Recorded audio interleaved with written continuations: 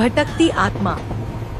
सवाई माधोपुर से कुछ मील दूर एक रास्ता है, एक पुराना सुनसान रास्ता। वहाँ एक सुमरा खेड़ा नाम का रेलवे स्टेशन है। दिन में वह बिल्कुल साधारण लगता है, जैसे किसी भी गांव के बाहर का कच्चापना पक्का रास्ता। लेकिन रात होते ही हवा में एक अनजाना बोझ उतर आता है। लोग कहते हैं उस रास्ते पर दो चीजें साथ साथ चलती हैं, एक ट्रेन और दूसरी मौत। सुमरा खेड़ा रेलवे स्टेशन आज भले एक छोटा सा स्टेशन हो, लेकिन एक समय था जब वहाँ ट्रेन भी नहीं रुकती थी, बस धड़धड़ाती हुई रात के अंधेरे को चीर कर गुजर जाती।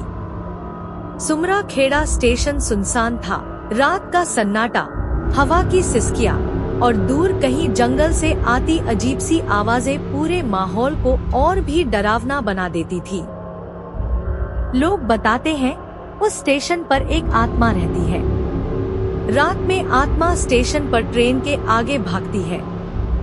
पिछले दिनों एक स्टेशन मास्टर का हार्ट अटैक की वजह से देहांत हो गया। लोग कहते हैं उसे किसी आत्मा ने मारा और दूसरा स्टेशन मास्टर नौकरी छोड़कर भाग गया। लोग कहते हैं वो भी आत्मा के डर की वजह से भाग गया। इन्हीं दिनों एक नौजवान लड़का रितेश स्टेशन मास्टर बनकर वहां आया। वह पढ़ा लिखा था। वह भूत, प्रेत, आसेब और आत्मा को नहीं मानता है। वह कहता था भूत वूत कुछ नहीं होते, सब वहम है। पर उसे पता नहीं था कि सुमरा खेड़ा की रातों में आत्मा वहम नहीं हकीकत है। उसकी पहली नाइट ड्यूटी थी। रितेश स्टेशन मास्टर की अपनी आधिकारिक कुर्सी पर बैठा खिड़की से बाहर झांक रहा था। सूरज ढल चुका था और काली रात स्टेशन को अपने आगोश में ले चुकी थी। रात 11:45 पर एक्सप्रेस ट्रेन गुजरने वाली थी। स्टेशन पर सन्नाटा था। रितेश ने हरी झंडी उठाई और प्लेटफॉर्म पर आ गया। एक बल्ब टिमटिमाने लगा, जैसे किसी अदृश्य डर में कांप रहा हो। दूर से आती ट्रेन की धड़धड़ाहट सन्नाटे को चीर रही थी। ट्रेन धीरे धीरे पास आई, सीटी मारी और तेज रफ्तार से निकलने लगी। तभी रितेश का दिल अचानक तेज धड़कने लगा। ट्रेन की रोशनी में पटरियों के किनारे उसे कोई नजर आया। वह एक लड़की थी, सफेद लिबास में, लंबे खुले बाल, चेहरा बिल्कुल बिना भाव का। वह लड़की उसी रफ्तार से ट्रेन के साथ दौड़ने लगी, मानो उसके पैर जमीन को छू ही नहीं रहे हों। वह हवा से बातें कर रही थी। रितेश की सांसें रुक गईं। उसने ऐसा दृश्य पहली बार देखा था। रितेश की आंखें फटी की फटी रह गई और फिर देखते ही देखते वह लड़की अंधेरे में गुम हो गई। रितेश देर तक वहीं खड़ा रह गया, हाथ में झंडी, शरीर पत्थर सा हो गया। उस रात उसकी आंखों ने नींद से दुश्मनी कर ली। अगले दिन भर वो उसी लड़की के बारे में सोचता रहा। वह कौन थी और ट्रेन के पीछे क्यों भाग रही थी। रात वह फिर ड्यूटी पर था, डरा हुआ नहीं बल्कि बेचैन। वह तय कर चुका था कि जो भी हो आज वह सब कुछ खुद देखेगा। रात 11:45 की एक्सप्रेस ट्रेन आउटर पर आ चुकी थी। रितेश ने हरी झंडी उठा ली। हवा हल्की ठंडी हो चली थी और प्लेटफॉर्म के खंभों पर लगे पीले बल्ब एक अजीब झिलमिलाहट के साथ जल रहे थे, मानो उनकी रोशनी भी डर से कांप रही हो। ट्रेन सीटी मारती हुई प्लेटफॉर्म को चीरने लगी। गाड़ियों की खिड़कियों में रोशनी तैर रही थी। कुछ यात्री जाग रहे थे, कुछ सो रहे थे। रितेश ने ट्रेन की बोगियों पर नजर दौड़ाई और वह जम गया। गाड़ी की छत पर वही सफेद लिबास वाली लड़की उसी तेज रफ्तार से दौड़ रही थी। लंबे बाल हवा में पागलों की तरह उड़ रहे थे। उसके कदम इंसानों की तरह नहीं पड़ रहे थे, वे फटफट करके गिर रहे थे। बोगी दर बोगी वह दौड़ती चली जा रही थी और जब ट्रेन स्टेशन को पार करके आगे निकल गई, तो वह लड़की आखिरी डिब्बे से कूदते हुए हवा में गायब हो गई। रितेश का दिल जोर से धड़का। यह वही आत्मा थी, वही डरावनी पर रहस्यमयी लड़की। रितेश प्लेटफॉर्म पर खड़ा रहा, जैसे उसकी टांगों में जान ही न बची हो। रितेश के गले में आवाज अटक गई। यह सब सपना नहीं था, वह उसकी आंखों के सामने हुआ था।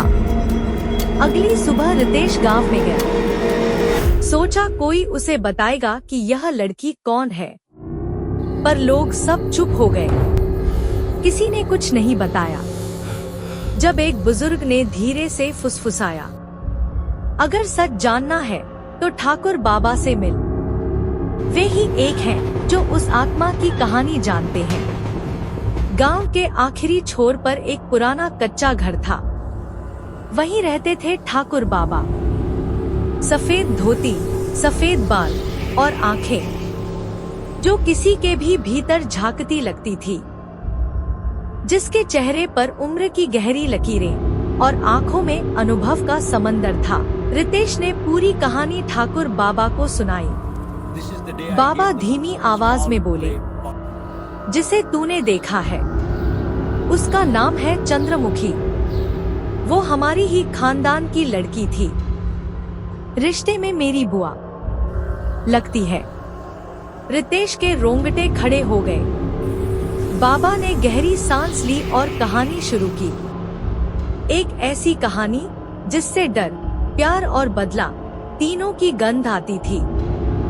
आज से 100 साल पहले मेरे दादा ठाकुर वीरेंद्र सिंह इस इलाके के सबसे बड़े जमींदार थे। धन, जमीन, हथियार, सब कुछ। उनकी एक ही बेटी थी, चंद्रमुखी। सुंदर इतनी कि जो देख ले वही उसकी आंखों में खो जाए। उसकी आंखों में नशा था। चेहरा गुलाब की तरह कोमल, बाल जैसे काली घटाएं।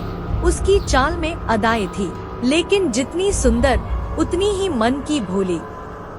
रितेश चुपचाप सुनता रहा। चंद्रमुखी को चाहने वाले तो अनेक थे, मगर उसको एक गरीब किसान से प्यार हो गया।